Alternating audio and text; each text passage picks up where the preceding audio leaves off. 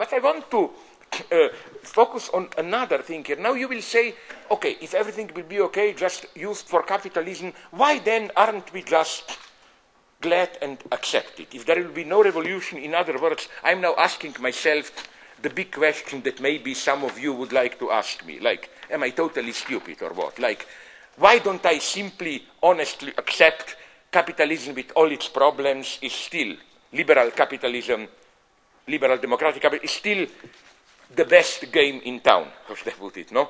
In other words, in the same way that when I was young, we were dreaming, some of them, I wasn't so stupid, about socialism with the human face, why don't we just fight for global capitalism with the with the human face? You know, like a little bit better. Okay, now I come to the problem. Because I think that, and with this I will conclude, now really 5 minutes, there was one good argument for capitalism, let's admit it, till now, that wherever there was, and from time to time, capitalism did need a dictatorship, no, to survive, like Chile, South Korea. But after 10, 20 years, when things developed, it always generated a strong push towards democracy. So it was true that sooner or later, it did bring democracy. I claim this game is over. How? Where do I see it? First, there is the mega, I cannot emphasize how much, historical importance of what goes on in China today. My good friend, yes, my good friend, although we hate each other philosophically, but personally we go along quite well, Peter Sloterdijk, the German. You know, when we meet, he tells me, I know, when you get over, I go to Gulag, but when I get to power, I will shoot you, and then we say, but till that moment we can be friends. What's the problem, no? So he told me when I met him, typically at an airport waiting for a flight, a very interesting thought. He told me that he's thinking a lot about a very naive question. Can we imagine to which person from our time will they be raising monuments, statues, 100 years from now, in future? And his answer was Lee Kuan Yew. You know who he was? I think he's now over, the long-time president of Singapore. Lee Kuan Yew invented and perfectly practiced the first, what poetically we call capitalism with Asian values. Less poetically, it means authoritarian capitalism.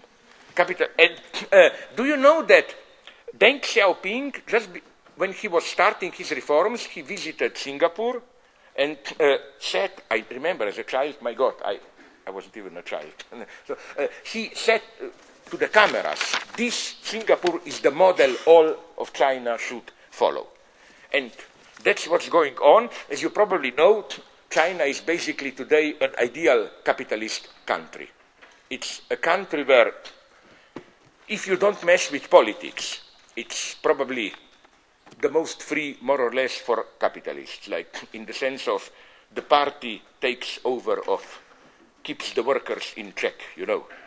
And it's literally true. You know what is one of the most tragic things? I have some friends in China, and they told me that in the latest reprint of their, you know, the official guide, like History of the Chinese Communist Party for the country, printed every year in millions of copies, they censor their own past now. The previous editions had one chapter about how the Communist Party in the 1920s and 30s organized in Shanghai in big industrial centers, working class workers to strike. They censored that because they're so much afraid that somebody will apply this to them. No, workers organized in China and so on. So okay, but what, now I'm coming to it.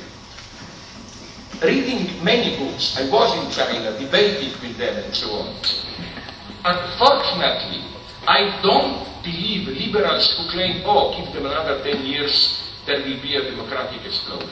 I think genuinely that something is emerging in China and some other countries there with so-called capitalism with Asian values, which is a capitalism maybe even more dynamic, productive than our Western capitalism, but which no longer needs democracy. Functions even. This is faking. It's over, this, how should I put it, natural alliance between liberal democracy and capitalism. And I think, and as a right-winger, to be quite clear, Peter Sloterdijk is an enlightened conservative. He told me he's worried like hell here. He sees phenomena like Berlusconi as European version of it, because vaguely the same thing is happening in Russia. And again, no wonder Putin and Berlusconi are great pals, friends, no? You know, this kind of course it's not the same as in China. Berlusconi plays a clown. But what is important is that on the one hand you have the political spectacle, cheap populism, jokes, but what should have been the true politics, social politics, economy, is simply totally depoliticized. I mean, no, Berlusconi is not just saying publicly how he's seducing young girls and the problems with his wife. He's all the time passing very tough laws and so on, but somehow people don't take care, don't even notice it. It's a total depoliticization of economy, where economy is starting to function in a, how should I put it, implicitly authoritarian way. And I think this expresses, I cannot go enough deep, don't have enough time because you brutally repress me into why, what is happening in today's capitalism that it, contrary to what some of the poets like Negri think, you know, Tony Negri, that today's capitalism is dynamic, poetic, the state is out. No, it needs more than ever a strong state. Let's make it clear. The state is getting stronger and stronger. And the state which, I think, in order to regulate properly the way capitalism is functioning today, will less and less be able to do it in a even formally democratic way. We got the first taste of it even in the United States. I wonder if you noticed something. When Bush confronted the crisis in October, addressed the American people, did you notice, many commentators did, how he used almost the same terms, as he used when he reacted to September 11th. Our way of life is in danger, emergency state, and then you had something which shocked me. You remember how the Bush presented this first so-called bailout money, $700 billion plan. Today, we are used to higher sums. You don't even pick them up if you see them down, no? But the important thing is that, you remember, there was the first vote, the Congress voted against it, 2/3 of the members. Then it was something strange that happened. All the political elite, irrespective of color, Bush, McCain, Obama, Democrats, came together and put the Congress under an incredible pressure. The notice was basically, listen, fuck off. Now is no time for democracy. We need these measures. Stop it. And basically, they de facto introduced an economic state of emergency. Now, don't misunderstood me. I would have done the same.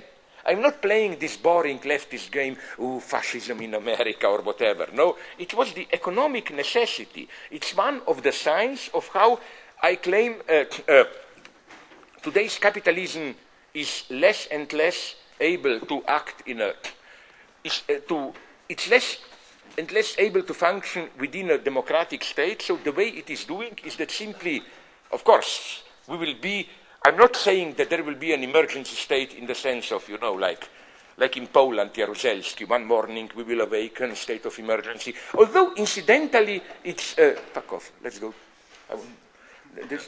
With you, with the public, not bother me.